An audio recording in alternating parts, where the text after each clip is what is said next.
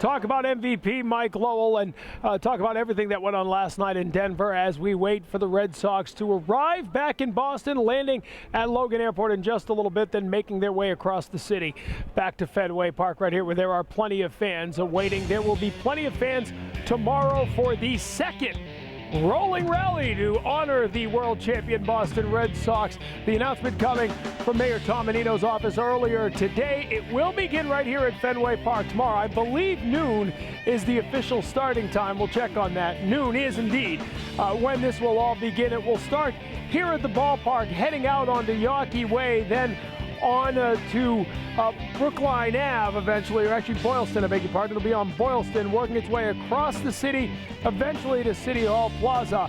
That will be the rolling rally. Again, not a celebration at the end, not a ceremony at City Hall Plaza. It'll be like it was in 2004, what they call a rolling rally, stopping at several times along the way for the players to meet up with the fans. Jerry, you were in one of those duck tour boats back in 2004. What was it like? Well, it's really a moment I'll never forget because, you know, you look out into the crowd and first of all, you're stunned at how many people are out there. I mean, they were just, you know, layers and layers of people. And the thing that hit me most was the fact that you looked out in the crowd. Here were these elderly people who had tears in their eyes. You know, they never believed that they would see a world championship. And you know, you looked out and that kind of hits you how important it is to these people here in you know, New England, to the Red Sox. So, you know, it was a special moment. I must admit, I didn't enjoy being in the water very much, but I did enjoy going through the city.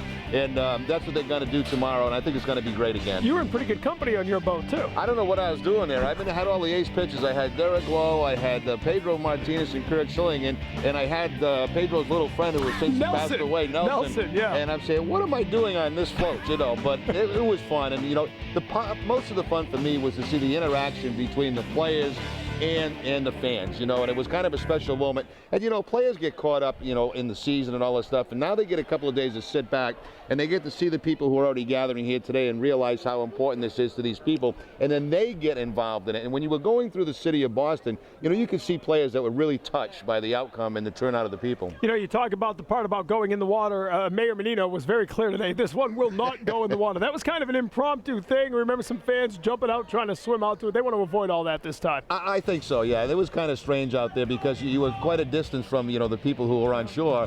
And somebody got hit. Was it Pedro or Derek? Pedro got hit by, it was on your boat. Pedro got hit by a baseball. We thought originally you might have thrown it. We were a little concerned at the time. Backing him down, yeah. No, I'm glad they're staying out of the water. Yeah, it'll end up at City Hall Plaza. And we should note, as you see the crowd, here's a live shot here at Yawkey Way where we are.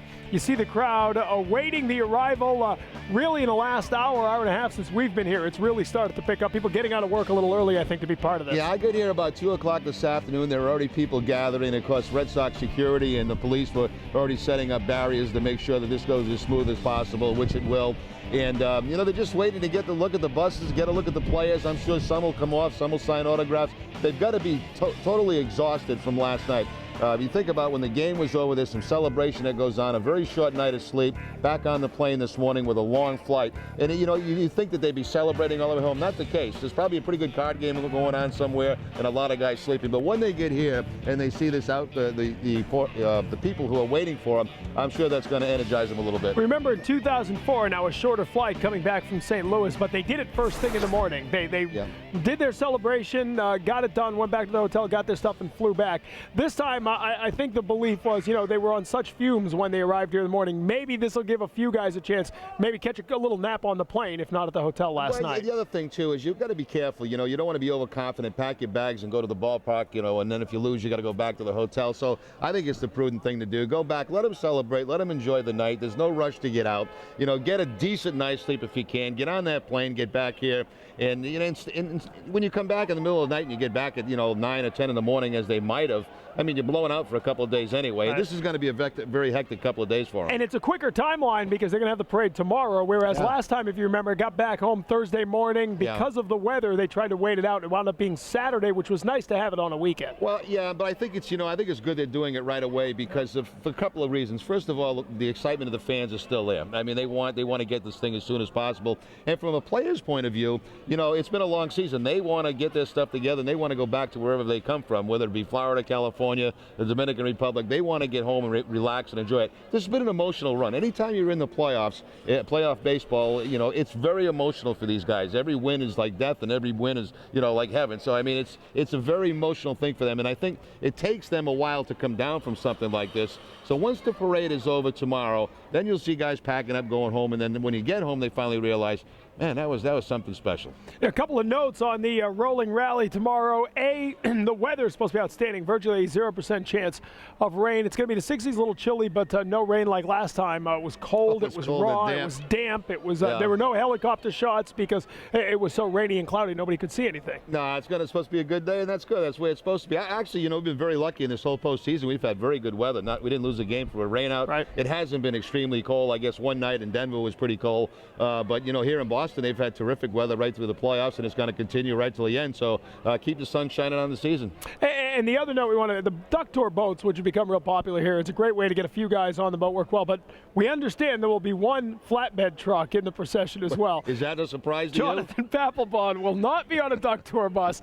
He will be on a flatbed bus. And I don't know if we have the video. We've all seen the dance a million times by now. He did it after the American League East Championship when they clinched during the regular season. He did it after each of the first two rounds. Well, certainly the second round when they beat Cleveland here and they had time. So he'll get a chance to take that act on the road. TC, I enjoyed the cowboy up, but that got a little stale after a while. To me, this is huge. I mean, I love when he does this stuff, and it's just Papelbon being Papelbon. I mean, he just gets carried away in a moment. He loves it, and that will definitely be the main attraction tomorrow. There's no question about that.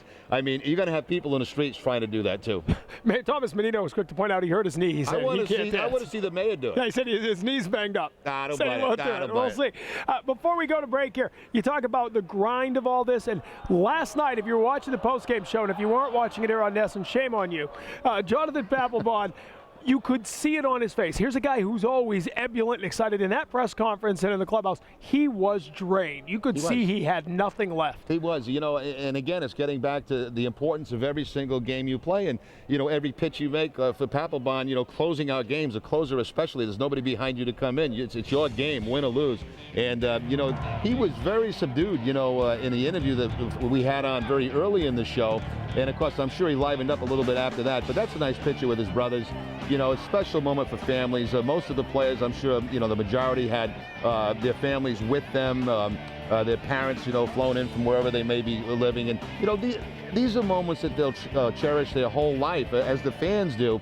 They won't forget this stuff. And when you retire from the game of baseball, you have these memories. Most players don't have championship memories. These guys now, a lot of them have two of them, and it's something that your whole life you're going to be able to show those rings. This is the team I was on in 2004, 2007. I mean, it's long-term stuff for these guys. Well, and a lot of the young players are doing it for the first time around, like a Jonathan Papelbon, who will have this now on his resume. He still has yet to give up a postseason run. As good as he is, he's even better when the stakes get higher on the postseason.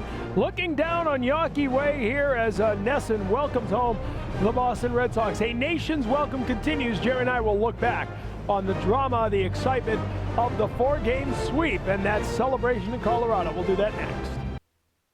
You may have heard that it's all about the O. Let me tell you why. With the convenience of shopping at home, you can save up to 70% on amazing deals at Overstock.com. There are thousands of products for every room in your house. It's so easy to find just what you're looking for, from electronics to designer clothing. Overstock.com has it all. Your entire order will ship for just $2.95. So stop on by, save, and live better. Hurry and log on today for $1 shipping. Overstock.com. It's all about the O. Coveside Wheel and Ski of Newport is Central Maine's power sports headquarters. From Honda ATVs, Aaron's, Gravely and Simplicity power equipment, Mission, Triton, and Nichols trailers, used equipment, and the full Polaris product line, Coveside has it all. While you're there, visit the Antique and Vintage Snowmobile Museum. Coveside, serving Central Maine since 1968, located on the Moosehead Trail in Newport, or shop online at covesideatv.com.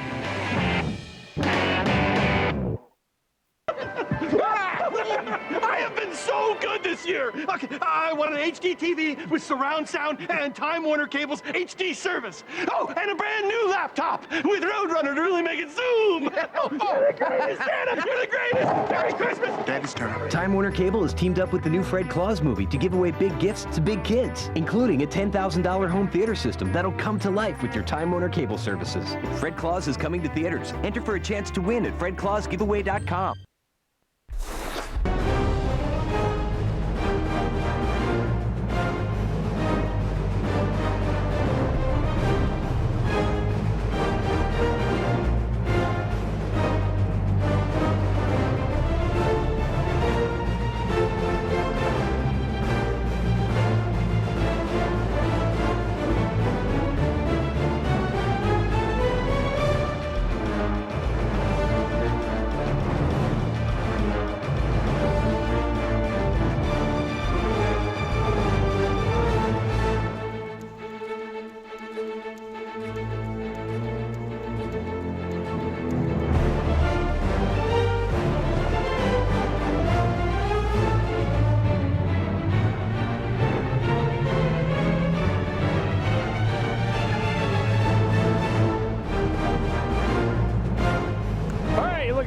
Way as the crowd is gathering here and building by the minute as they're getting ready for the Red Sox to return home. Expected to land at Logan sometime in the next 10 minutes, then board the buses, work their way across town back here to Fenway Park. As we are here at our NESN HD stage, we've been talking about the excitement and the parade coming up tomorrow. Jerry, let's talk a little baseball. I mean, it wasn't even a contest. Couple of tight games there. Last night a 4-3 game. Game 2 was that 2-1 game, but by and large, when you lay it all out, 29-10, they outscore them. What did we say last night? The 19-run differential is a 4-game World Series record. Once they got by Cleveland, they were on a mission. Yeah, they certainly were. And, you know, when you look at both clubs, and really to take nothing away from the Rockies, they just couldn't match up in any shape with the Red Sox. Starting pitching, bullpen, offense, they just couldn't get anything. They had no answer, as we keep saying in our shows. But the fact is, I mean, these numbers are remarkable in a World Series. You know, when you get to the playoffs, you think that pitching dominates. Well, look what the Red Sox pitching has done in this, Red Sox hitters have done in this World Series. A .333 batting average. That's remarkable. With 29 runs scored, 20 extra base hits, and look at the ERA for the starters. I mean, they just totally shut down the Colorado Rockies in every phase of the game. And even though there were a couple of close one-run games, I mean, it wasn't that close at all. Even last night, you know, as they started to make the comeback, you just had the feeling that you're going to get Papelbon into the game and it's going to be over. So it is so unusual, you know, to see numbers, offensive numbers in postseason play, whether it be the ALCS, DS, or World Series.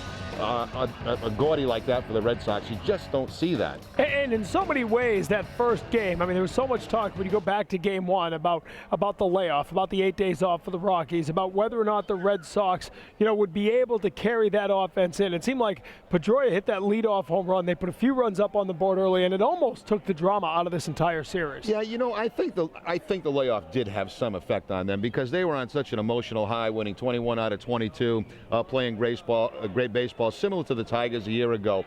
But take that away, they still couldn't match up with the Red Sox. And when you get Josh Beckett, who's pitching, you know, as good as anybody has ever pitched in this game through this stretch of the playoffs, I don't care if they had played the day before, they were not going to hit him. So he was going to set the tone regardless in game 1. And you wonder, in the end, their ability to use Beckett in game 1 of each of the 3 series. You know, so often yeah. You stumble at the end of a season and you got to throw somebody out there for game 1. We remember 2005, Matt Clement coming out for game 1 and really never getting their legs under them after that. Sometimes it happens in the second round. You need to go the distance in the first round, and you got to go deep in your rotation. They had this lined up pretty well perfectly. It couldn't have been planned any better than what it was. You know, remember the last couple of weeks of the season, people were panicking about not being in first place, you know, maybe losing the hold on first place. But they knew exactly what they were doing. They knew they were going to be in the playoffs. That was a guarantee. And they had a comfortable feeling that they were going to finish first. Yeah, they just had to win a few games, and that was going to be taken care of. And the great thing about clinching is they could set all this stuff up, you know, especially for that first round. Those 3 out of 5s are very dangerous. You know, they're very dangerous, as we saw that one year against Chicago. And if you don't have your top guys going right out of the chute, you could be eliminated very quickly. Everything worked perfect for them this year. You know, they took care of business very quickly in that first round. They could set up their rotation for the second round and set it up again for the World Series. I mean, it's just... I don't know. I mean, things have to go that way to win championships. A lot of things are involved. You know, and if you backtrack it, we never really talked about this last night, but the way they handled the sort of stretch run here, they were getting criticism at the time. Fans wanted them to go hard after that American League East, and they were criticized for resting some guys because it was the Yankees. It was because of the Yankees. And you understand that, but it all were, every guy they rested a little bit. Euclid was banged up at the end. He had a great postseason. Manny, there was no question. He was hurt, but he had a great postseason. Yeah. David Ortiz had a little time off towards the end. They played this perfectly. But even, I was around the team the last couple of weeks when they were going through all that, and there was still a confidence there that the guys that they had could get it done and they could win the division, and there was no panic at all in any stage of it. And we just kept waiting. When is Manny going to come back? When is Manny going to come back? Is he going to be okay when he comes back? Manny can be okay if he sleeps till Christmas morning from tonight, and he can get hits on Christmas, that day. So I mean, we don't have to worry about that. But everything to win championships, everything has to go right, and it certainly did for the Red Sox this year. You also have to make some adjustments on the fly, and give Terry Francona full credit for doing that. We forget first round the ALDS, Daisuke Matsuzaka was the number 2 starter. Yes. He made the call to flip that, and it was the right call. He waited to make the move on Jacoby Ellsbury. Fans wanted Ellsbury in there quicker, but he gave Coco Crisp the opportunities and ultimately made the move at the right time. All the moves he made paid off. Yeah, and I think he's finally starting to get the credit that I think he deserves. It's tough to get sold on a manager here in Boston. It really is. But when you win 2 championships in a short period of time, I mean, you have to have respect for a guy like that. Nationally now, he's also getting some recognition. This is 2. So he's right up. He's going up quickly to the top of the list. And it's interesting because he does have a year left in his contract, which I'm sure is going to be extended.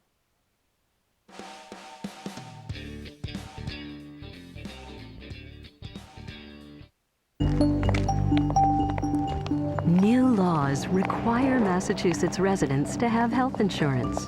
So, to the thousands of people who signed up with Blue Cross since healthcare reform became law, welcome.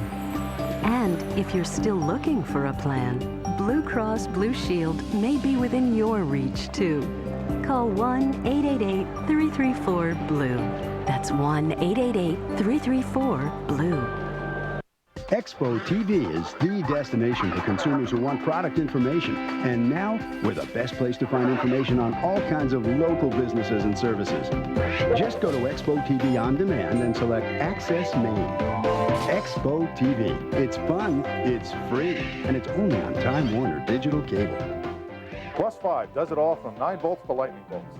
A Plus 5 contractor is the only one who can offer you the peace of mind that a Plus 5 homeowner electrical protection plan can give you. At Time Warner Cable, we believe you should talk as much as you want and not pay more for it. Call now and switch. You'll get unlimited calling and reliable home phone service, guaranteed. Plus, you can save big on your phone bill. It's easy to switch to home phone service. Plus, get cable and Roadrunner high-speed online, all on our advanced fiber network. Save hundreds of dollars a year when you get digital cable, Roadrunner high-speed online, and digital phone together. Time Warner Cable, the power of you. All right, we welcome you back. Had a technical difficulty there. We apologize for that, but we are back at America's most beloved ballpark. We are told that the Red Sox have landed. The plane is in at Logan Airport, so they are getting on the buses, heading over here. Don Orsillo, Tina Servasio with the team, and they'll be calling in. We'll be hearing from them in just a few moments to get the mood of the team and get a feel for what's going on those buses. Catherine Tappan is also here at the ballpark. We'll check in with her in just a few moments. We're going through the way this team ran through everything and what Francona has done. Mike Lowell, the MVP of all this thing, that it's not David Ortiz or Manny Ramirez. It kind of says it all. Beckett, obviously, the MVP of the ALCS, rightfully so. He pitched them back into the thing. Offensively, though, for the first 2 rounds, Anaheim and Cleveland, it was almost all Ortiz and Ramirez. In the World Series, not the case. The rest of the team picked them up. Yeah, and as David and Manny said, we can't do everything. And the other guys got hot. The top guys at the top of the lineup, Ellsbury, Pedroia, certainly, and then of course the guys at the bottom of the lineup, J.D. Drew, Mike Lowell, also started to get hot. Lugo had a good series. We were talking last night, Tom, about who might be the most valuable player, and I think it came down to the last night, really, because there were a number of contestants that could have won that, that show. And Papelbon was certainly in the mix. Lowell was in the mix. I thought Pedroia was in the mix. So, it's nice to see Mike Lowell, because Mike Lowell has been a rock for this team all season long. There's no question about that. He's been so steady and defensively, offensively. He's got the greatest spot in the world to hit in fifth behind Ortiz and Ramirez. And, it's just been a spectacular year for him.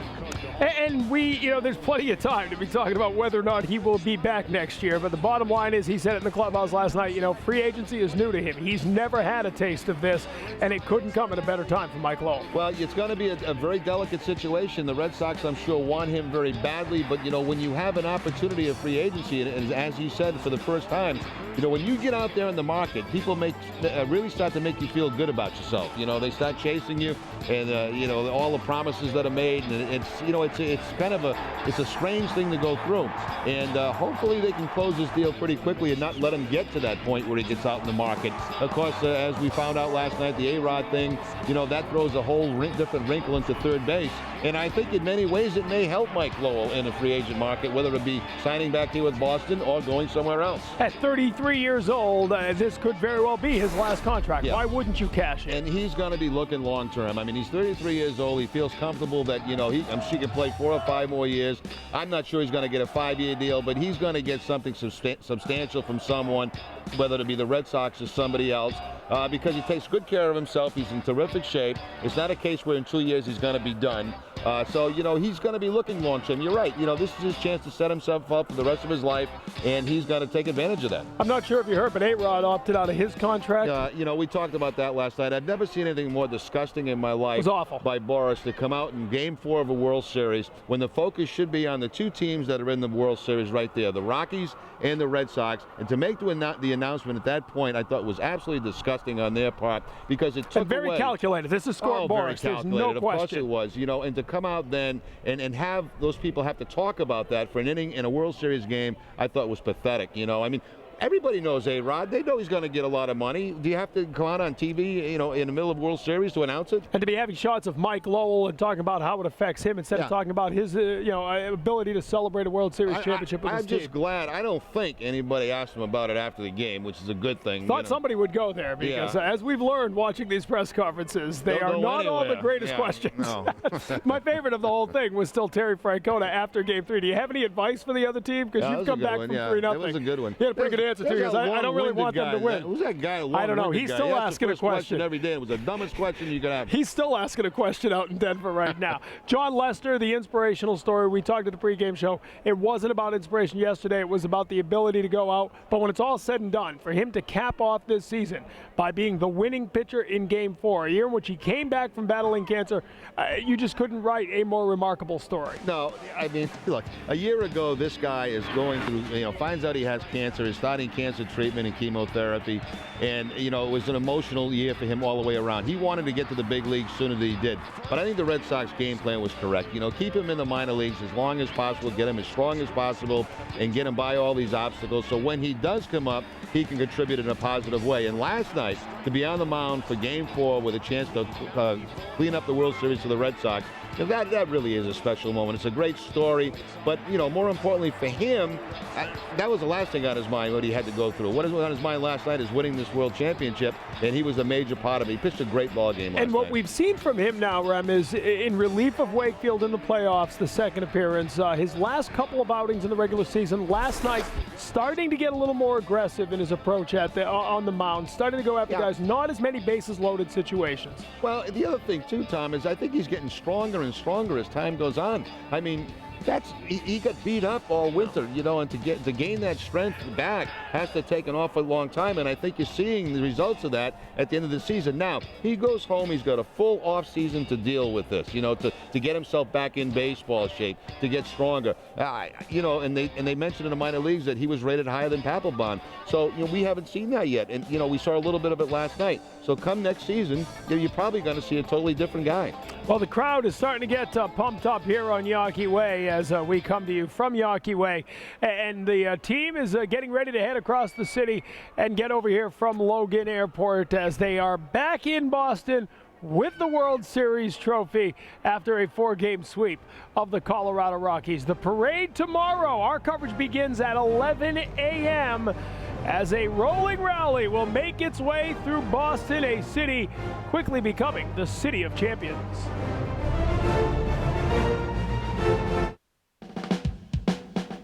Great news, Mrs. Wilson. Credit Card of America is able to cut your monthly credit card payments by $248. Mr. Lynch, it looks like you'll be able to save over $13,000 in interest payments with Credit Card of America. Credit Card of America is a non-profit credit counseling company. We're here to help you solve your credit problems and meet your financial goals. Take this important first step toward financial freedom and call Credit Card of America. Certified credit counselors are standing by right now. If you are $3,000 or more in debt and 30 days behind in payments, we can help you. So call our toll-free number. Our certified credit counselors are standing by to provide you with free credit counseling services and assist you in becoming debt-free. Take this important first step toward financial freedom right now and call Credit Card of America. Certified credit counselors are standing by right now. Call Credit Card of America. We can assist you in becoming debt-free. The one thing I would change about my life would be to attend ITT Tech much earlier on. I found that the hands-on education gave me a new direction and made me realize exactly what I wanted to do for the future. My wife was the one person who encouraged me to achieve more. She made me feel like I had a lot more to offer. We are educators helping people build a foundation for the rest of their lives. ITT Technical Institute, School of Electronics Technology, education for the future. To find out more, call 1-800-ITT-TECH or visit us on the web.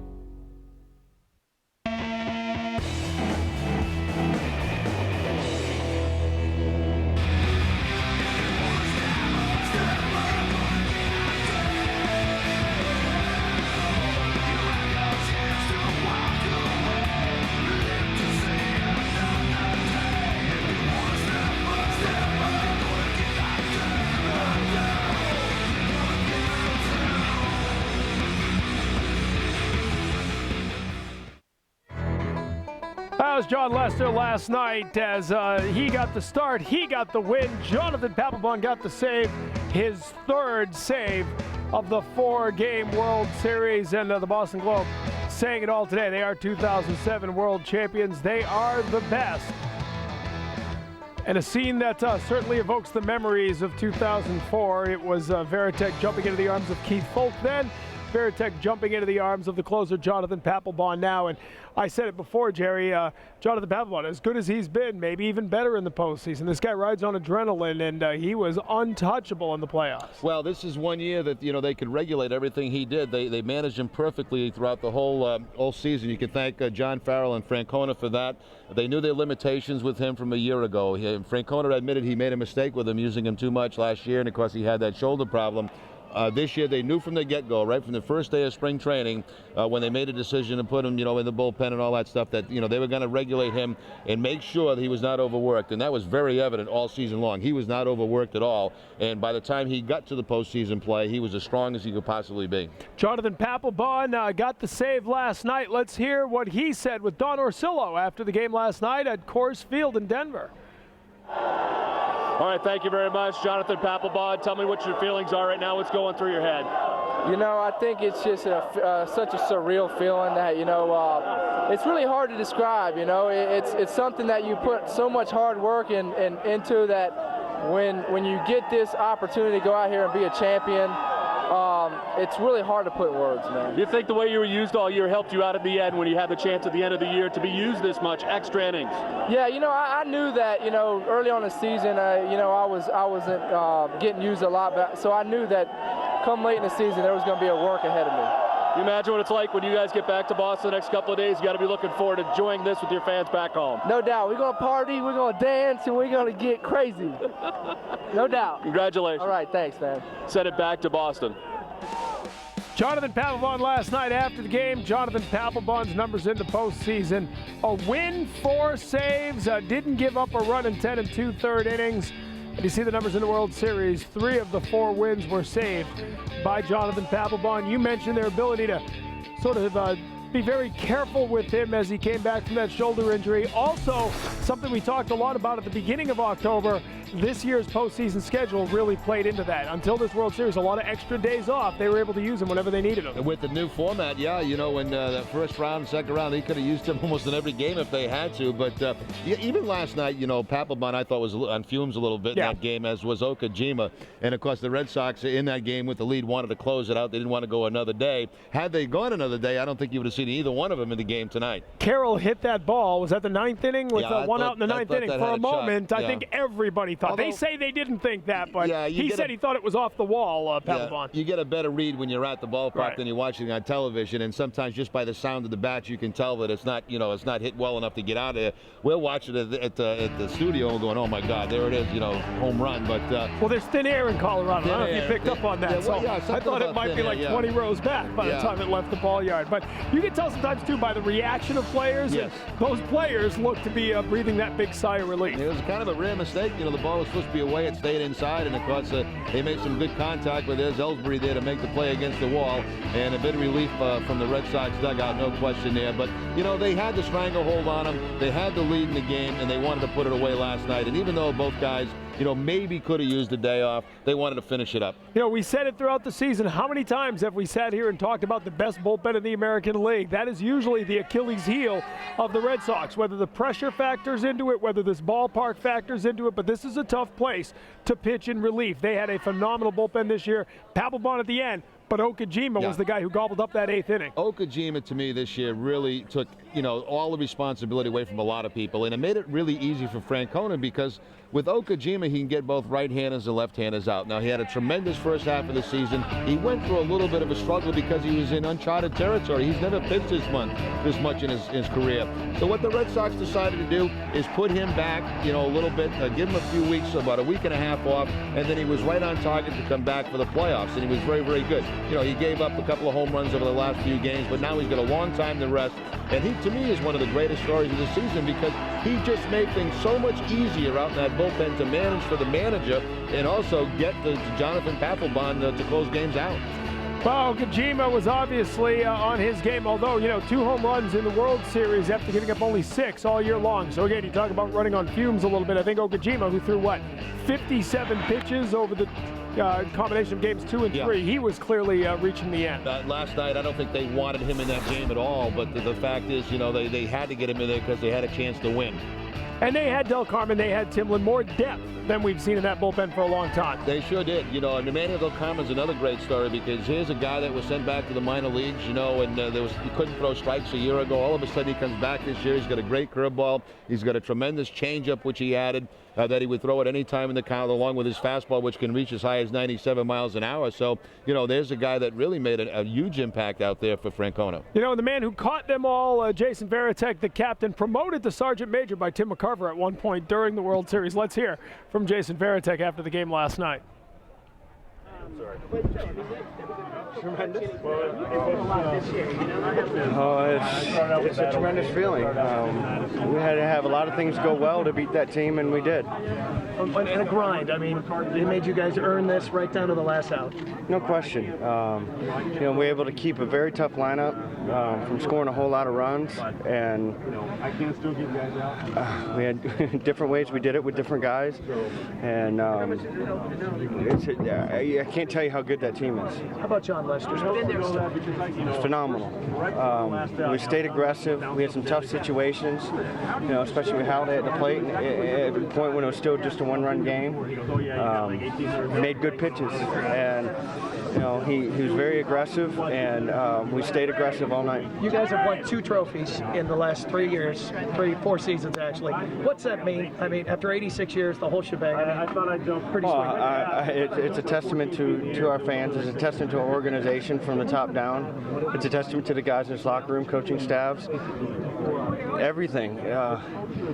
You know, it's just we just accomplished a lot. You know, as an organization, as a team, and you know it's just a great feeling. Mike Lowell MVP. Yeah, we have a lot, but I'll take him in a heartbeat. Jason, what about Terry Francona? What are the attributes that he has as a manager that's been able to bring you here twice? Well, I think that there's a good relationship between him and upstairs, and they work different things. They agree to disagree, and then they agree, and then he maintains a level of consistency, his even keel. But that he's only as good as the people that surround him. He's surrounded himself with a great bench coach, a great pitching coach. First and third base coaches do the job. We had a tremendous addition to our 2 bullpen guys. And you're only as good as the people that surround you. And we had to coach. They had to coach a lot of this team, and we had to constantly make adjustments. Looking at the overall series, how remarkable was the starting pitching, and how did that make the biggest difference? It's such a big key. You know, John to execute the way he did tonight after a long layoff. He was great, and you know that set the tone. You know, we had contributions from everybody. Everybody can look at themselves and say, I helped this team win. What about Jonathan Papelbon, the way he had to come in the 8th inning several times? Yeah, we asked a tremendous amount out of Okie again today to even get into that game. And you know, Atkins hit an okay pitch, and it shows how dangerous that lineup is. And John to get the remaining 5 outs, and it was huge. What is the emotion right now for you? I was a little emotional earlier. I think I'm a little wiped out now.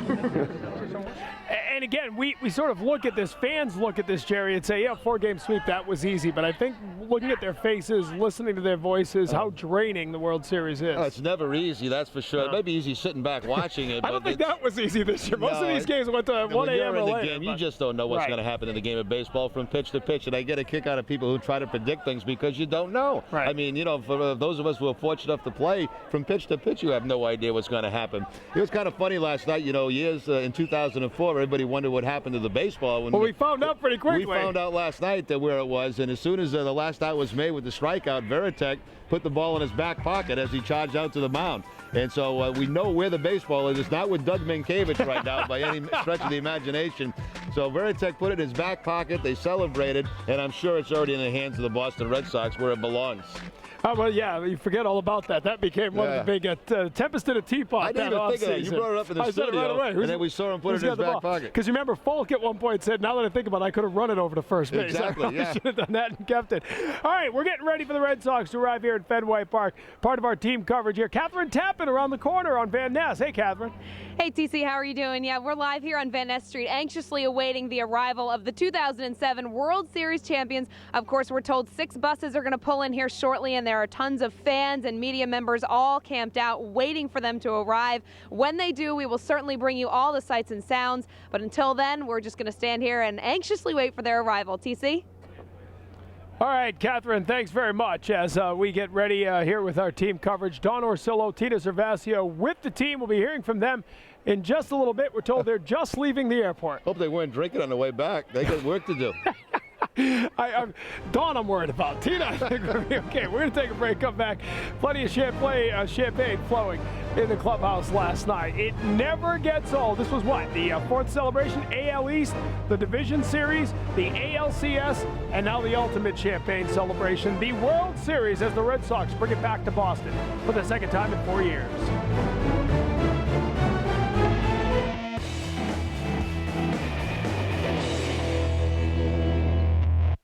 Attention men with thinning hair. Salon expert Giuseppe Franco recommends Proceed for his Beverly Hills celebrities. Just listen to what he says about Proceed.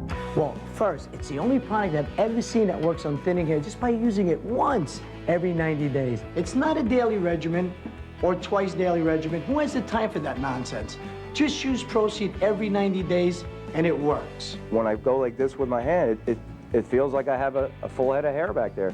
Like, I really notice a tremendous difference. My hair is thicker, fuller, and you don't notice the thinning spots. He ran his hand through my hair, and he looked at the top, and he's like, "It works.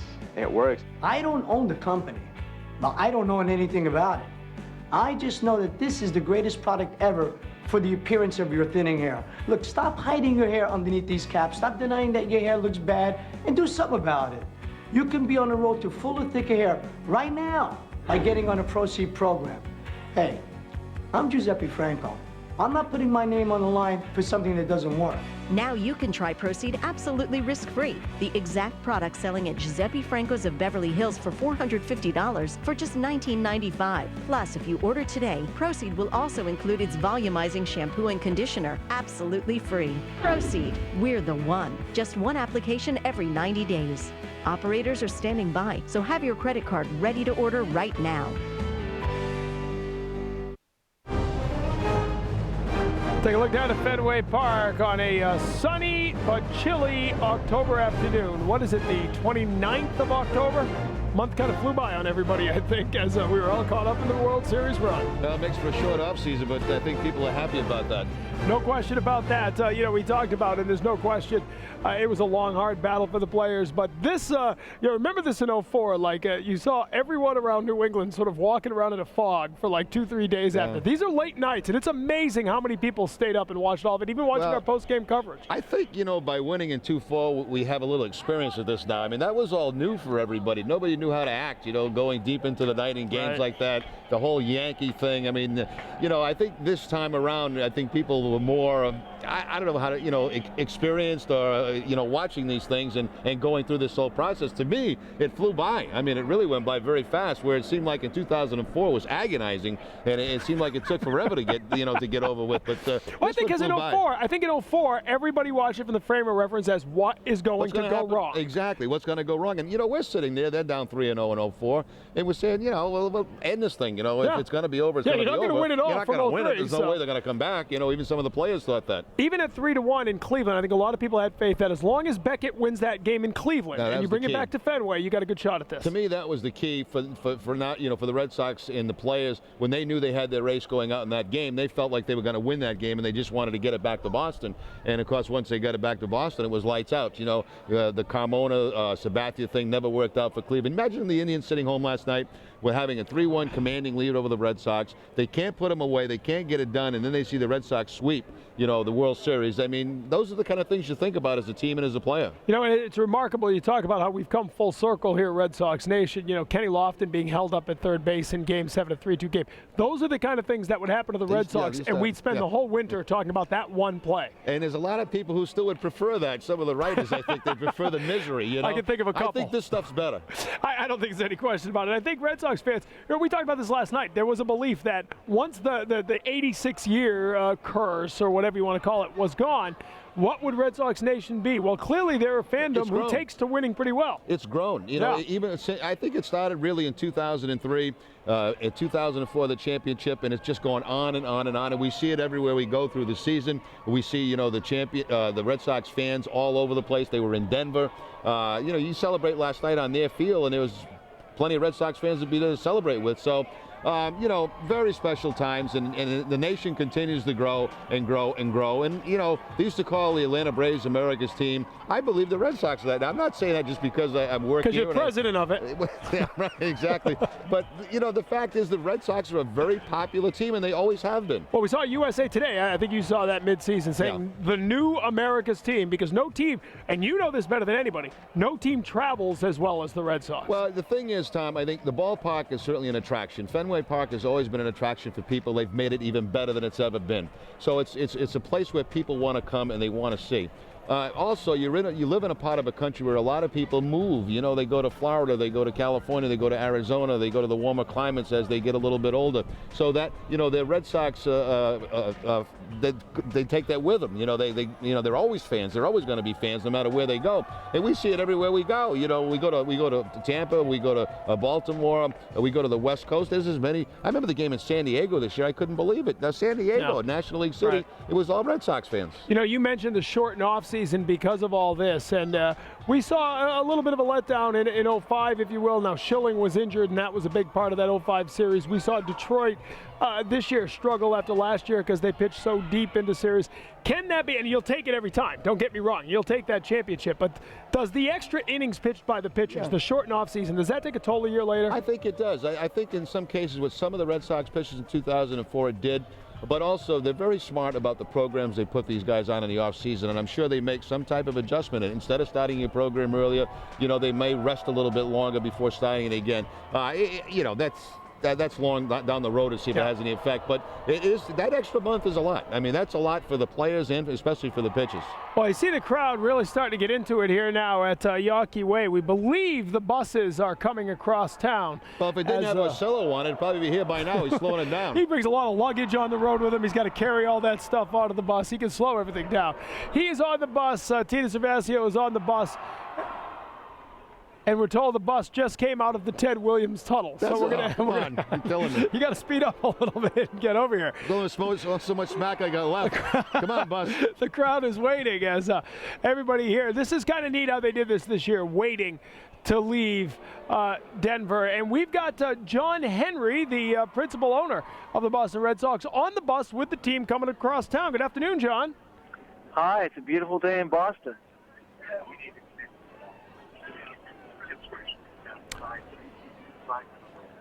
Okay, I don't think we're hearing him, but I think you're hearing him. John, can you hear me? Yeah, I just said it's a beautiful day in Boston. It is a beautiful day in Boston indeed. Congratulations on the 2007 World Series Championship. Can you just sort of take us through the last, what has it been, 15 hours or so for you and the team and celebrating there in Denver, coming back here to Boston today? Yeah, it was really something special. Maroon 5 showed up at our party after the game, and we had 200 or so of us singing "We're the Champions" with them, and a couple of their songs. They were great. And it's been landing here. I see we're adding a little bit to the rush hour traffic. So all the roads blocked off for us. John, this is Jerry Remy. We had a nice shot of you and Tom Werner last night on that final strikeout by Jonathan Papelbon, and everybody had their arm raised. And I guess for the whole organization, it just has to be a tremendous relief for all the work you put in from the last day of the season last year through the off season, from baseball operations to everybody involved. It's got to be just a magical moment. It is. It's like a dream, you know, to go in and win 4 in a row like that. Just I don't know. Were we only behind once? Yeah, I think so. That's right. Yeah, these 2 World Series have been dreamlike. John, did going through it in 2004 make those final outs any less nerve-wracking in 2007, or was it still pulse-pounding time for you? Well, the closer we got, I think the more nerve-wracking it was, and the Rockies came very close to tying it up there at the end. So it was different from 2004. But what a feeling to be back here with a trophy and be heading to Fenway Park. Well, John, let me ask you about that. You said different from 2004, and we began this broadcast this afternoon by saying if 2004 was for generations of Red Sox fans and for the magic of ending an 86-year drought, we were saying that 2007 here is more about baseball, more about a team that jumped into first place in mid-April and never looked back and really made a wire-to-wire run to a championship, which is almost impossible to do in baseball today. Yeah, it's really satisfying to be, to over 162 games to have been in first place pretty much the whole season. It was just a tremendous season. It was a tremendous club. Just a great accomplishment for this franchise. John, we talk about a lot of the players on the club who have made special contributions, and some expected, some unexpected, and a very nice blend, I think, by the organization of veteran players who have been there before, but the emergence of young players, guys like Pedroia, Ellsbury, of course, Papelbon, Lester. A perfect mix for an organization to have veteran players who have been there, know how to do it, and how they embrace the young players on this team to become world champions. Well, you said it very well, Jerry. It's really gratifying to see how young players have come in and picked up the mantle. And there was a feeling in this clubhouse that I think began in 2003, and everybody that comes in seems to be infected by it. This sense of professionalism. No one ever says a bad word about anyone else, publicly or privately. It's really incredible chemistry this team has, and their ability to focus at the toughest times and execute game plan so well. It's incredible. I've got Tom and Theo here if you want to ask them any questions. Sure. Why don't you put Tom or Theo on the phone? Okay. Here's Tom. Okay.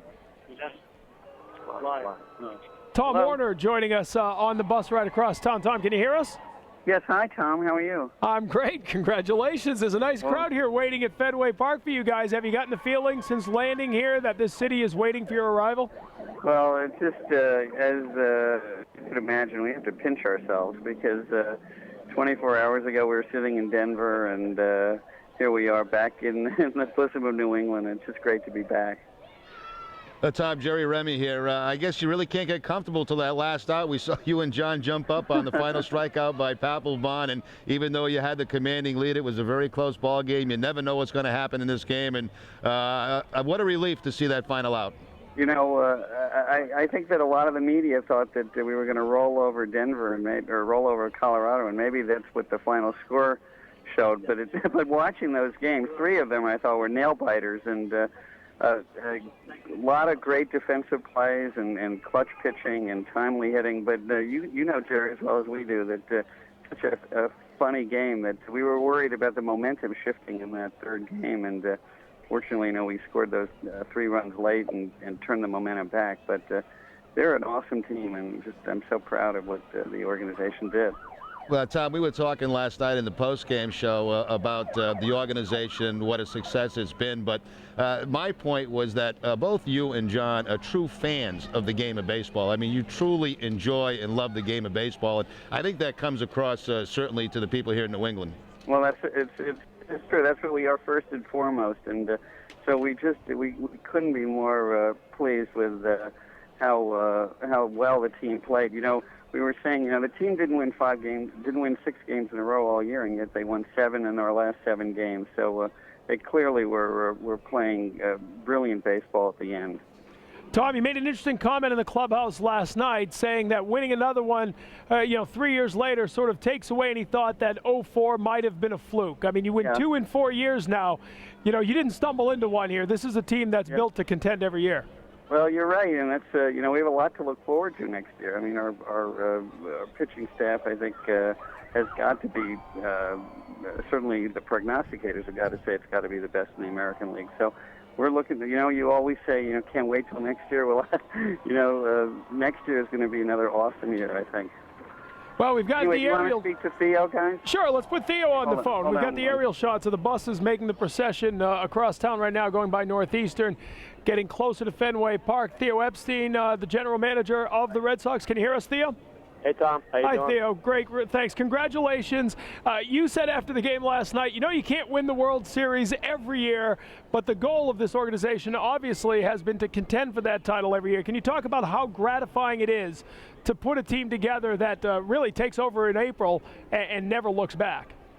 Well, it's great. It means a lot this time because it was a real organizational victory, and I'm lucky because in my position I get to see all the people behind the scenes, all the scouts and player development people, and even how hard the manager and coaching staff work and how hard the players prepare to go out and play at that level at the most important time of year. So just knowing how hard everyone works and how committed ownership has been, how great our fans have been, it makes the victory that much more gratifying because it was well earned and well deserved, I think, this year.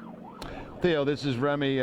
Congratulations to you and the rest of the organization. And, for you in particular, when you were building a club and trying to be in contention and win a championship, it has to be especially gratifying to have young players come through the system the way they have and be a major, major part of this championship season. That means that everything's working well for you. The scouts and the player development, it's all falling into place. And, of course, that all falls on your lap. And congratulations on putting all that all together. Thanks, Jerry. Congratulations to you guys too. And, it does mean a lot. Obviously, anyone who puts on a Red Sox uniform is part of the club, and everyone all 25 guys played a meaningful role. But when you do have young players coming up through your system, they understand the Red Sox way. From the day that they sign, we try to preach that. And by the time they get up here, they know what it takes to compete and win. And those guys, some of them just a couple years out of the draft, play a meaningful role on a World Championship team. Is a real validation for our whole organization, all the scouts and player development people who dedicate their lives to making that happen. So, I guess the history of books will record the World Series wins, but we'll always have memories of being part of this organization, which I think we can now call a great organization, and it's a privilege to play a small part of it. Well, Theo, we talked about running into first place and taking that spot on April 18th and running all the way, but you certainly had the character of this team tested against Cleveland, down 3-1. We've heard about the players meeting, saying everyone needs to step up, and certainly over these last 7 wins, you had virtually every member of that roster become a big part of this. That has to be especially gratifying for everyone on the baseball operations side. It is. You know, playing great baseball when you absolutely have to is a difficult thing to do. And you know, most teams face a lot of adversity during the regular season. That's the nature of 162 games. There are injuries, there are slumps. But this year, we really didn't face a ton of adversity in that series against Cleveland. And so to find an identity and have the team respond the way they did is just a testament to Tito's leadership, the veteran leaders in that clubhouse, and the young guys not being intimidated by the situation. So it's a source of immense pride that when we had to play great baseball, we did, and we got on a roll and never stopped. Well, Theo, you're getting close to the ballpark here. It's going to get loud, so we're going to let you go. Enjoy the arrival and enjoy every minute of it. All right, congrats. Bye. Thank you, Theo. Theo Epstein, the Executive Vice President and General Manager of the Boston Red Sox. At the end of Yawkey Way, as we look down on it right now, the buses, there's the shot of what we're seeing from the stage. Those are the buses going by the end of Yawkey Way. They're going to double around and come back in through Van Ness. So you can hear the crowd now starting to erupt as they've been out here. Some of them have been a part of 3 hours, 4 hours, buying up their souvenirs of the World Championship and getting ready to welcome this team back. Yeah, this is a big media thing, obviously, as you see all the media trucks lined up. And, you know, we used to travel on 2 buses. What do they got, 6 buses? I think they've got 6 going today. They bring some people back with them not supposed to be coming? maybe they added a few players.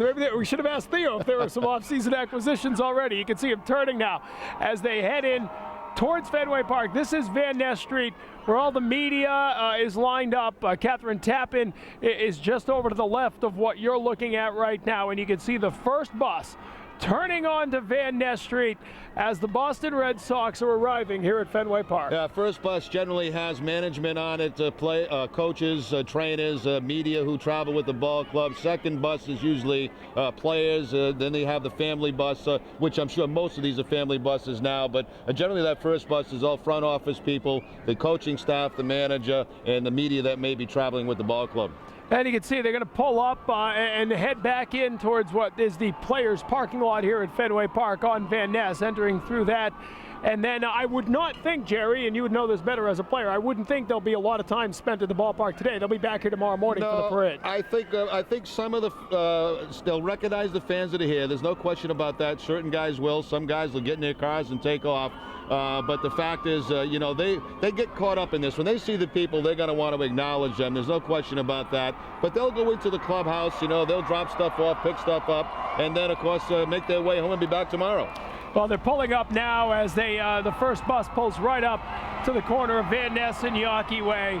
And by the way, right in front of that first bus, if you saw that, John Martin, our own photographer, was right there capturing it. So obviously, we're going to be able to share those pictures with you in just a little bit as we get those tapes and get them back to you. But the first bus arriving, the other 5 lining up behind them as they are here at the corner of Van Ness and Yawkey Way. Hard to try to estimate what's here for a crowd, but there is a very nice crowd here on a Monday afternoon to welcome these champions home. Yeah, it is a nice crowd. It's nice. It makes these guys feel good. There's no question about that. People, you know, just continue to flow into the area just to get a peek at, you know, maybe a couple of the players and all the media that's certainly surrounding this event. And, of course, this crowd will be much, much bigger come tomorrow when the parade starts. And, again, the rolling rally will start tomorrow. David Ortiz, as you can see, one of the first players off the bus. Big Poppy, Kevin Youkilis. I guess they made the right moves as far as who got to play first base out in Denver. Jonathan Papelbon there, no dancing yet. It is still very early. Catherine Tappan has Big Poppy. Catherine. TC, thank you. And David, what has the past 18 hours been like for you guys? A little crazy, you know. We won last night over there in Colorado, and you know, everybody just going crazy, and flew in this morning and just getting here right now. But happy, man, you know, I mean, we got over with it and just champion once again. Are you tired at all? I am a little bit. I am. What was it like when you pulled into Boston and you drove down the streets and you saw all the fans cheering for you guys? No, man, everybody just going crazy. I mean, this is something that you don't get to see happening a lot, but finally we wrap it up and hopefully everybody enjoy. Are you ready for the parade tomorrow? Oh, definitely. All right. Thank you so much. Congratulations. Guys? Catherine, thank you. Well done. Big Poppy getting a big hand from the crowd here as he walks away. Look at the cameras. Everybody wants to capture a moment, capture an image, do something to remember this. That's John Henry holding the World Series trophy right there for the fans who have lined up right in front of Yawkey Way. And that's a nice little touch. Take it out, show the people. That will be well traveled again, I'm sure, in this offseason. There might have been a man or a woman or a child who didn't get a picture with it last time around. They'll get the opportunity this time. And they love every second of it. Why not? You know, the great sports town. There were a few Christmas cards that got sent around back in 2004. I know our Christmas card of the Carrot household had the trophy with us as John Henry puts it back on display here at Fenway Park. John Lester, the winning pitcher yesterday, is with Catherine. TC, thanks, John. The winning pitcher in Game 4 of the World Series. Have you slept in the past 18 hours? Not much. Only a couple hours. We had an early wake-up call this morning. Is it a surreal experience for you? Have you had a chance to let it all sink in yet? Not really. It probably won't sink in, probably for another month or so. And it's just great. It's a lot of fun, a lot of exciting moments, and it's just fun to be a part of this. What was it like getting off the plane and seeing the fans along the streets in Boston as you came here to Fenway Park? It's crazy. I mean, I kind of expected it, but I didn't think it'd be like this. And they've been great all year. They come out and support us. They're just probably the best fans of baseball. Your first parade is going to be tomorrow. Are you excited? Very excited. I got to go get a camera tonight, so I'll be over at Best Buy, hopefully finding a video camera. All right, John, congratulations and welcome back to Boston. Thank you. Guys? Catherine, thanks very much. And that's a telling comment right there. Players running out to get cameras. They want to remember this just as much as the fans want to remember it. You see John Henry, Tom Warner with the championship trophy. Well, that's the key. You know, last time in the parade, I remember a lot of guys had their camcorders taking pictures of the crowd. And that's David Ortiz, it looked like, with the trophy walking around. Of course, one of the most popular members of the Red Sox. That's just beyond our stage here as, well, this is exactly how you called it, Jerry. They got here. You could hear how tired David Ortiz was walking off the bus. Now he looks around. Give me the trophy. I want to be part of this. It's a grinding, 4 games. It's a grinding trip back with very little sleep. But when you get to the ballpark and you see these people, you just can't ignore them. I mean, these are the people that show up here every day to make this place a special place. And, the players know that. And once they get here and they see this, they react in this way. Well, there are certainly not many cities that can talk about the sports success that Boston is having right now. Jason Varitek coming out of the bus as they continue to come off the buses. Tim Wakefield there as well.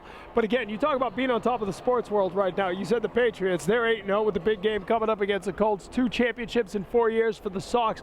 Bruins are playing pretty good hockey right now. We know about the Celtics with Kevin Garnett.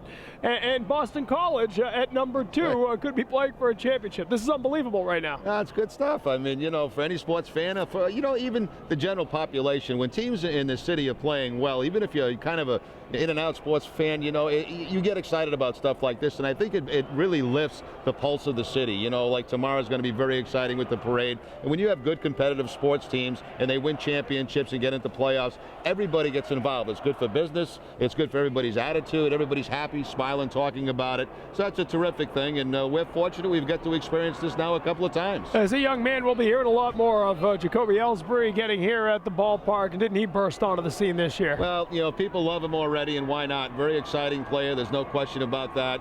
We were talking last night in the studio how he could have been maybe the MVP of the series before he's even a rookie. Next year he's going to be a rookie, so the Red Sox have a lot to look forward to in both he and Pedroia and their young guys. And again, as we watch the little mini celebration here, remind you that the big celebration coming tomorrow in Boston. The parade begins around noon.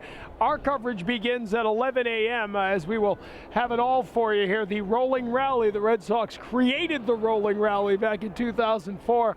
And Mayor Tom Menino announcing earlier today it will be another rolling rally stretching from Fenway Park down to Government Center, and then throughout the route, a 7-mile route through the city. They'll be stopping to address the fans on the duck boats, and of course Jonathan Papelbon on a flatbed truck doing his Michael Flatley impersonation, which is only appropriate.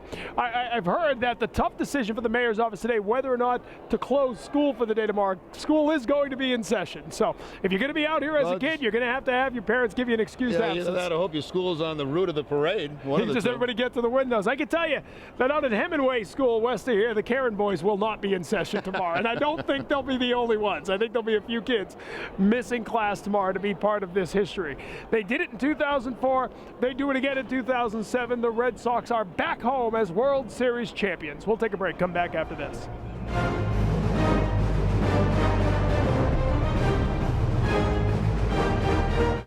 My name is Nathaniel Carpenter. I am an information systems analyst. Well, I got my education from ITT Technical Institute. My wife thinks that my choice to go to ITT Tech has definitely helped me to reach the goals that I have to be able to pick and choose where we want to go and also the lifestyle that we want to live. We are educators helping people build a foundation for the rest of their lives. ITT Technical Institute, education for the future. To find out more, call 1-800-ITT-TECH or visit us on the web. The Red Sox have made it to the playoffs. Congratulations, Boston, on another great season. Maine and New Hampshire are rooting for you as you gear up and try to win another World Series. Yankees fans, hear us roar. We are Red Sox Nation. Brought to you by Maine Harness Racing. Harness racing in Maine. It's fun to the finish. My idea, phone, cable, and internet all together and save me some money. Switch to Time Warner Cable. Yeah, here's an idea. Unlimited calls all the time. Download music in seconds, not hours. Forget about DSL. I want free local channels and sports in HD. I won't get that with satellite. We think like you think, so we make it easy to get everything you need on our advanced fiber network. Save hundreds of dollars a year when you get digital cable, Roadrunner high-speed online, and digital phone together. Time Warner Cable, the power of you. Oh, you can see the scene as you look down from the DirecTV blimp here at Fenway Park, looking into the streets of Boston. We're on the corner of Van Ness and Yonke Way, and the Red Sox are back at Fenway Park with trophy in hand. The chairman of the Boston Red Sox, Tom Warner, is back, and he stopped to chat with Catherine Tappan. Guys, thank you. And joining me now, Tom Warner. And Tom, have you had any chance to sleep in the past 18 hours? It was a great party. We haven't seen John Papelbon dance yet, but otherwise we had a great time last night. What was it like pulling into the city of Boston and seeing all the fans waiting for you guys to bring that World Championship home? It never gets old. You know, people have been saying that nothing could compare to 2004, but this is awesome because I think that 2004, it went by so quickly and it was like a miracle. And here I just think that there's such great confidence in the team and everybody contributed, and I'm really looking forward to spring training because we've got such an awesome team, and I think our pitching is the best in the American League, so I can't wait till pitchers and catchers report. Have you had a chance to let it all sink in yet? 2 World Championships since you have owned the team? It's something that I can't even really comprehend yet, but it took John and I a lot of joint work to carry that World Series trophy, and to see David Ortiz just pick it up like it's a toy, that was a great scene. Finally, the rally is tomorrow, and then Wednesday morning you wake up. I mean, do you have time to kind of relax and collect your thoughts? No, we're ready to go back at them, but I do think that we didn't win. I think that our greatest winning streak this year was 5 games in a row, and to play the way we played against Anaheim and Cleveland and Colorado, it's really an accomplishment and something that we're going to be proud of for a long time. Tom, thank you so much. Congratulations. Guys, back to you. Catherine, thank you. So, yeah, you save your best for last. You finish with a 7-game winning streak, 3 of them elimination games, and that was really when the mettle of this team was tested. Well, and the thing about it is, Tom, they had a group of guys that had been there before, so I don't think they panicked under that situation. And we were panicking. I think every Red Sox fan was panicking. But, baseball players are kind of weird in a way that, they don't look ahead too much. The situation is what it is. You can only play the game that you got in front of you. That's exactly how they approach it. And of course, they were spectacular throughout the whole thing. I mean, there's no getting around it. I mean, they just breezed through this thing after that, going down 3-1 and coming back, incredible comeback against Cleveland and just breezing through, the Rockies. So, it's one of those really nice stories, that you get. And the fact is, I think the experience of winning it once before certainly helped them this time. Well, we talked about the depth when we were talking on the phone with Theo Epstein about how everyone on this team truly was involved. One of those players, Alex Cora, is with Catherine Tappan. Guys, thank you. Congratulations. Have you had a chance to let it sink in at all yet? Yeah, not yet. To tell you the truth, it was a long night, a long day, and I think now when we get back home, we're going to sit and relax and think about it. Have you had a chance to collect your thoughts at all and let it all sink in? Not yet. I'm telling you, we still got like a few days to celebrate and see how the city reacts, and it's amazing. It's amazing. The whole thing is amazing. When you landed and you got to see the fans on the streets of Boston follow you guys all the way here to Fenway Park, what was that experience like? Unreal. If I was a fan, I wouldn't do it. So they're just crazy. They love the organization, and this is great. It's great for the whole city. What can you say about the lineup on this team and how you guys were able to carry it through game after game and get the wins? It's just total team effort. People talk about 25 guys winning a championship. I think for me personally, it's a total organizational effort. From Jacoby Ellsbury to Dustin Pedroia to the guys that we traded. It doesn't matter.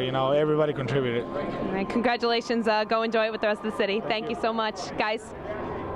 Yeah, Jerry, I know you're a big fan of Alex Cora, and probably the type of guy who doesn't get enough credit, but the type of guy you don't win a championship without. You're exactly right. A class act. We talk a lot about Mike Lowell, and of course, Cora is in that same category. He's a guy that would love to be an everyday player. There's no question about that, but accepted the role in which he had and did everything he possibly could to help Dustin Pedroia become a major league player. And he's one of those special guys that every good team has to have. A guy, hey, there he is right now. AC, congratulations. Alex Cora, we're just talking about you. What you mean to this team.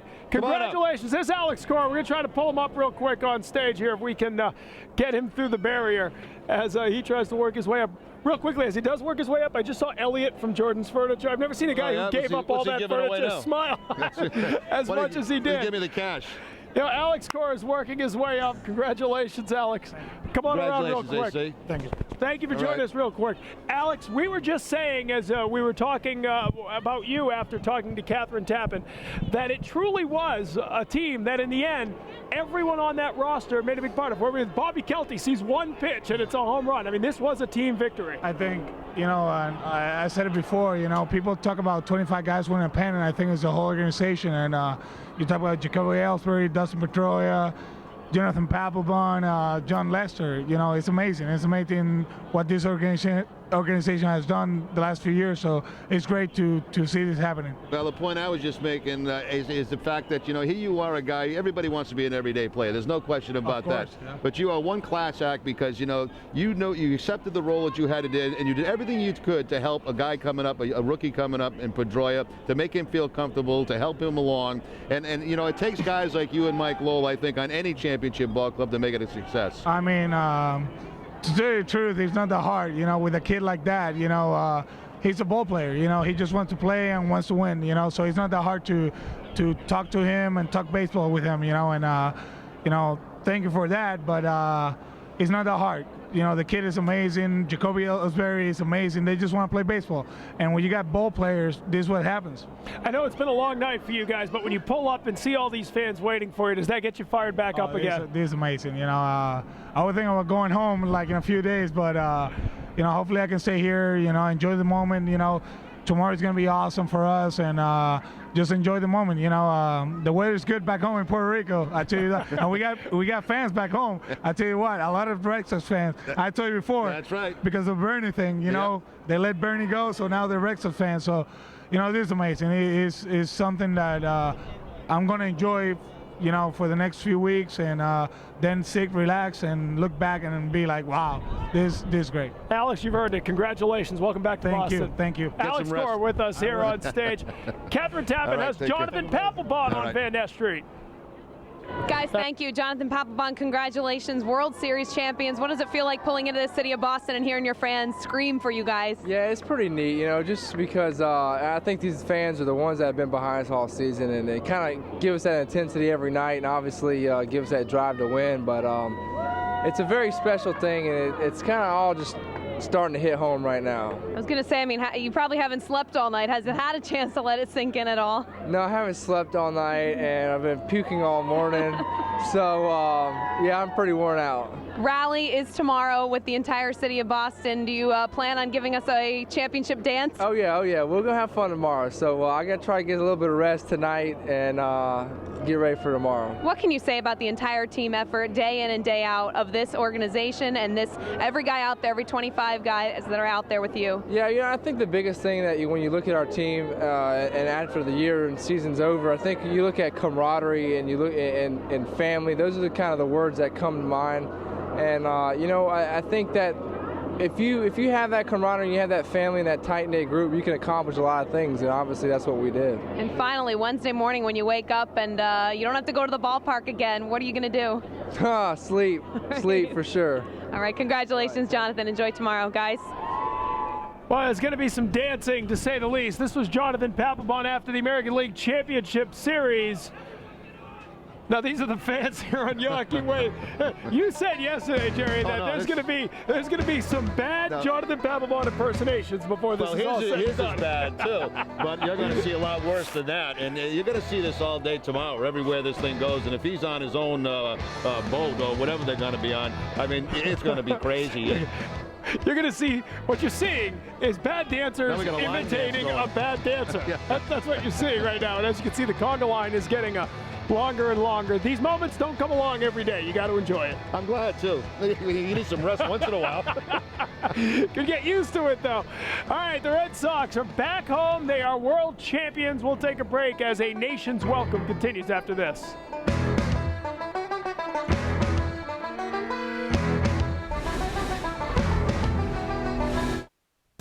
Hit the hub on NESN.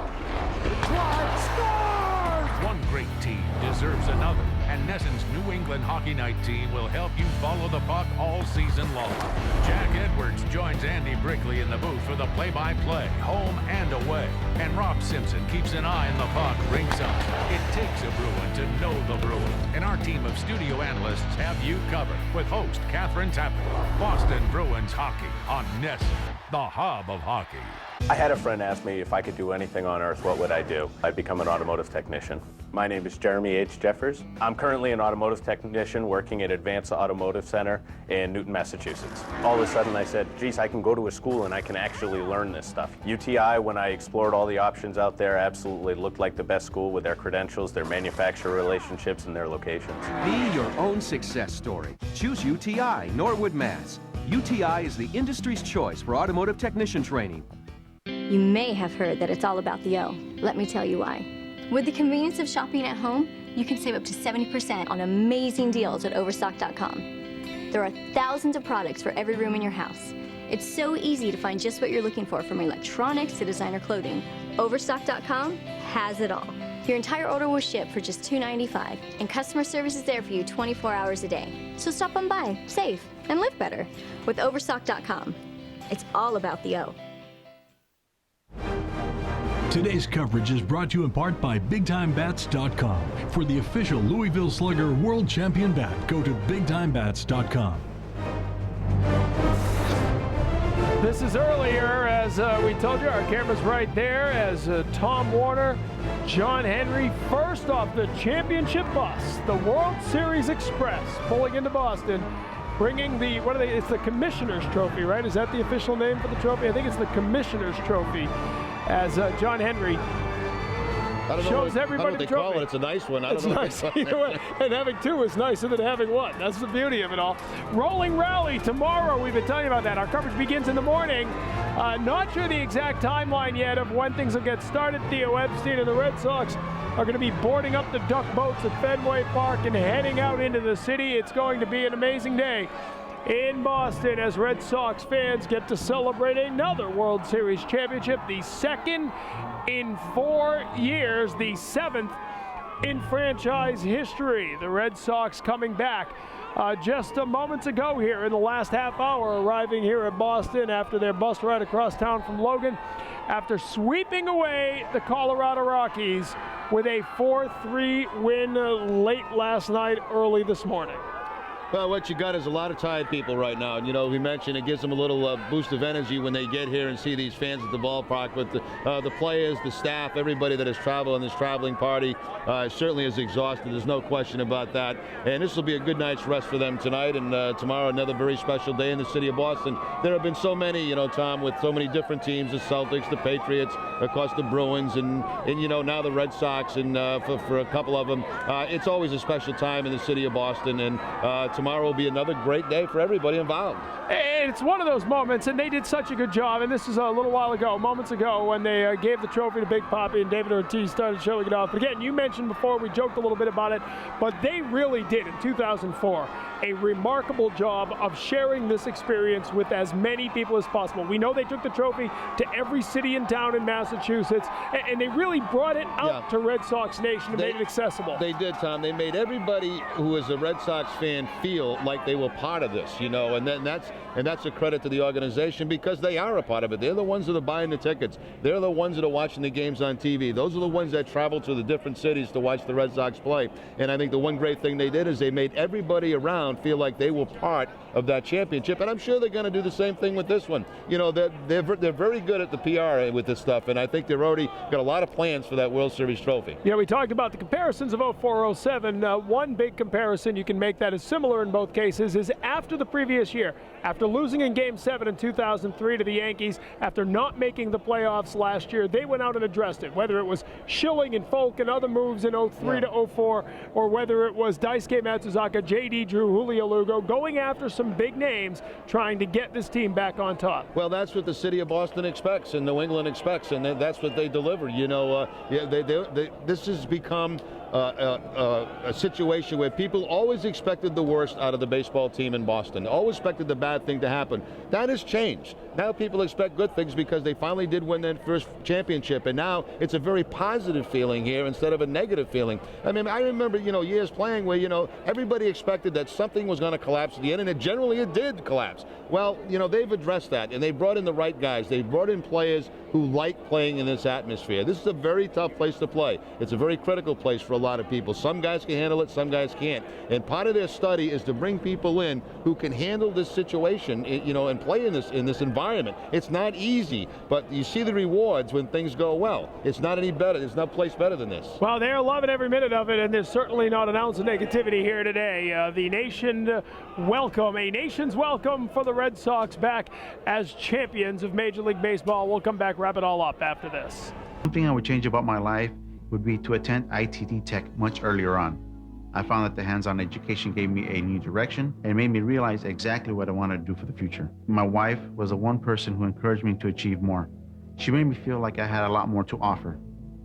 We are educators helping people build a foundation for the rest of their lives. ITT Technical Institute, School of Electronics Technology, education for the future. To find out more, call 1-800-ITT-TECH or visit us on the web.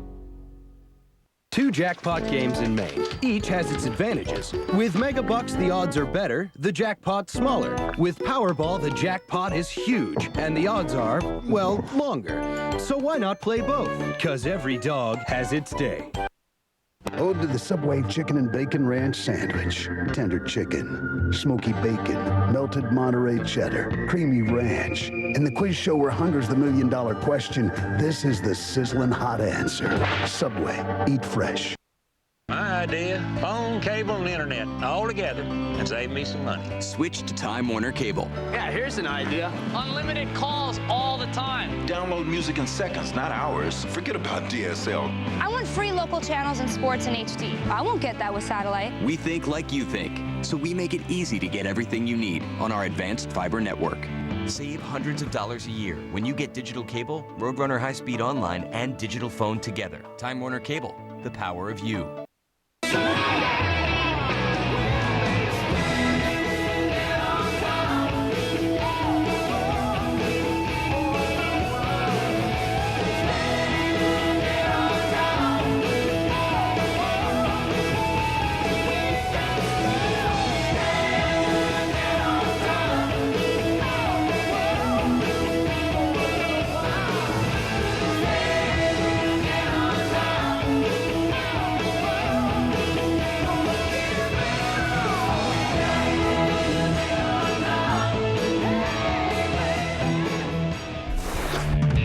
that was the scene last night. This is the scene today as the crowd begins to disperse now that the 2004 championship Red Sox are gone. They've come back to Fenway Park with trophy in tow, and as the players head out, they will all be back here in the morning. A rolling rally heading through the streets of Boston. Come on down and be a part of it. This is the route, as I guess it'll be the final day of Soxtober. I guess October goes one more day, October 31st. Soxtober ends tomorrow with a rolling rally starting here at Fenway Park, making it all the way through the city, down to City Hall Plaza. They'll be on the duck boats and on the flatbed truck for Jonathan Papelbon dancing. And don't forget, we'll have exclusive video. This is on the plane. This is the Red Sox arriving just a little while ago. We had cameras aboard, and you'll see this tonight on Sports Desk with Hazel May. So you'll get an exclusive look at the players on the plane, the arrival at Logan. That's coming your way tonight on Logan on Sports Desk at 10 o'clock. At least we know the brakes work. They got here. That's exactly right. I'd like to thank the good people of Delta for making this all possible. So again, tonight, everyone, this morning, I think, Jerry, everyone woke up on fumes and sort of dazed. Everyone, as you said, the players, a lot of the fans, get a good night's sleep. Tomorrow's the day you wake up and celebrate this entire experience. Yeah, you sure do, and we've been through it one other time, Tom, and it was a terrific moment. It's going to be again tomorrow. And then, for the baseball people, after tomorrow's over, they go right back to work. They go right back to work for the next season. That's how this organization has done it. They want to be competitive all the time, and once all this flash gets through tomorrow and they have their parade, they have their celebration, you can bet baseball ops and the ownership is going to be right back at it, trying to make this once again a world championship team in 2008. We'll be back at it tomorrow morning. Our coverage in the morning. It was a lot of fun this month, Jerry. Appreciate it. I know you're better up in the booth, but we needed you in the studio, so thanks. Oh, I'm lousy here? No, I didn't say that. You're better off up in the booth. You need to see the games live. I knew I'd get myself in trouble before this month was over. For Jerry, Remy, all of us here at NESN, thanks for watching. A Nation's welcome. We'll see you tomorrow morning for the rolling rally. Faith rewarded. A look back at the 2004 championship season is coming up next on NESN.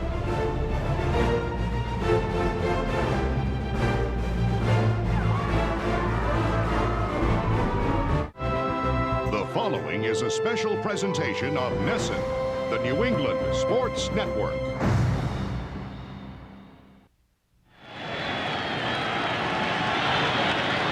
Red Sox, America's heartland, trying to win their first world championship since you know when. They're all up on the railing by the top step of the dugout, poised. 2 out in the 9th inning.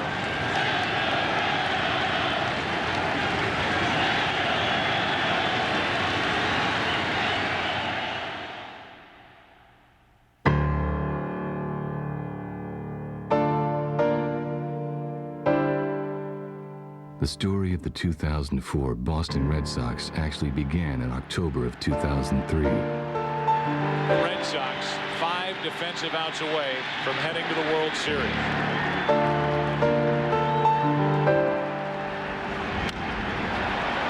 Back-to-back hits bring the Yankees to within 2. 115 pitches on the night. Grady Little is going to stick with his starter. It's a base hit.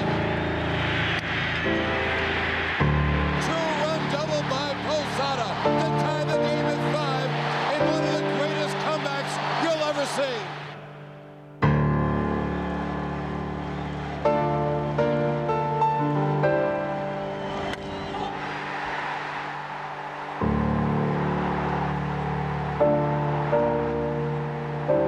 A most unlikely finish against their century-old rivals, the Red Sox.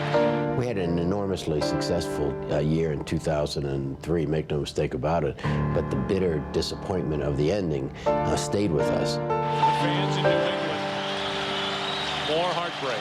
So we decided that day to begin talking about how we were going to come back. We just tried to take the negative energy and turn it into a positive by trying to have the best offseason we could possibly have. The first step in that quest was to find the right manager to handle this team. Theo called me, asked me if I'd be interested in coming up and talking to him about the job, which of course I was. I knew that I wanted to be the person. We're supposed to win here. That's what we're all shooting for. That is wonderful pressure, believe me. But in Boston, Boston, nothing less than a World Series title would do. And the postseason is all about one thing.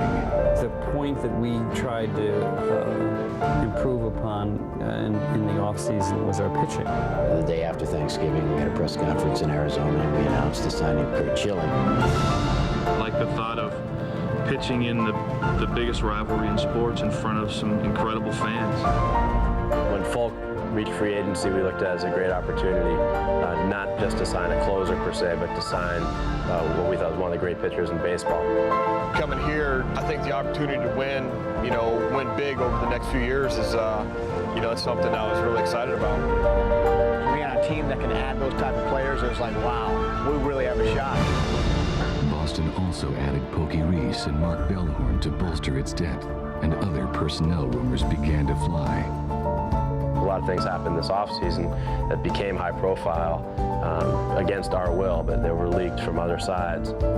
Stories of trade talks involving Manny Ramirez and Nomar Garciaparra helped make the Red Sox a hot stove hot topic.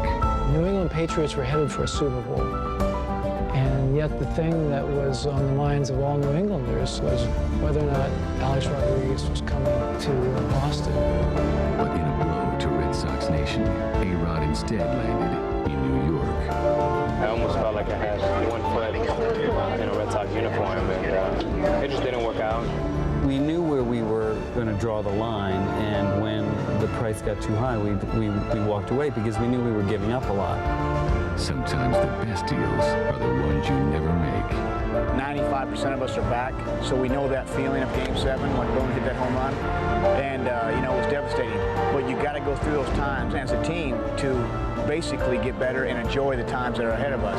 And so the Red Sox entered the season with solid pitching, power, and a resolve to make Boston forget its past.